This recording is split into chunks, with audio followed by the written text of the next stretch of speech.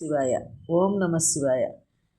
మనం ఇప్పుడు శివానంద లహరి నుంచి 11వ శ్లోకాన్ని చదువుకుంటున్నాం, పారాయణ చేసుకుందాం. వటుర్వాగేహీవా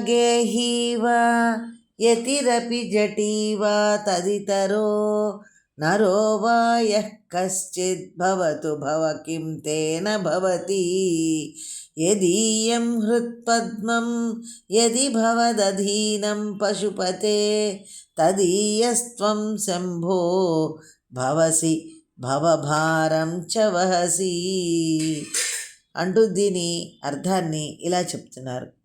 శివ, ఏ ఏ వర్ణముల యందున్నను, ఏ ఆశ్రమమందున్నను, ఆశ్రమాలంటే 4 ఆశ్రమాలండి మనకి తెలిసినవి.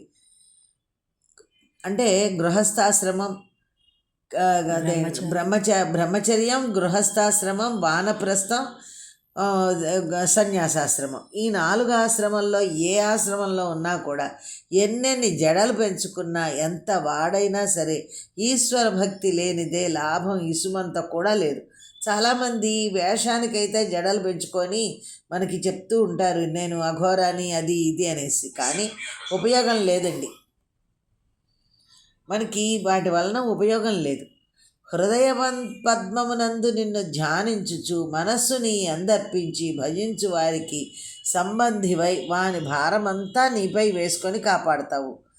ఓ శివ, బ్రహ్మచారిగానో, గృహస్థుడుగానో, జటాధారిగానో, అంతకంటే ఇతరుడుగానో మానవుడు ఎవడో ఒకడుగా ఉండుగాక. దాని వలన ఏమగును? ఓ పశుపతి, ఎవడి హృదయ పద్మము నీ వశమగునో నీవు అతని వాడవై సంసార భారమును మోసెదవు. మన సంసార భారాన్ని ఆ పరమేశ్వరుడే మోస్తాడు. ఈశ్వర, మానవుడు బ్రహ్మచారిగానైనా, గృహస్థాశ్రమంలోనైనా, జటలతో సన్యాసిగానైనా, మరి ఏ ఇతర స్థితిలో ఉన్నా కానీ ఒరిగేదేమీ లేదు.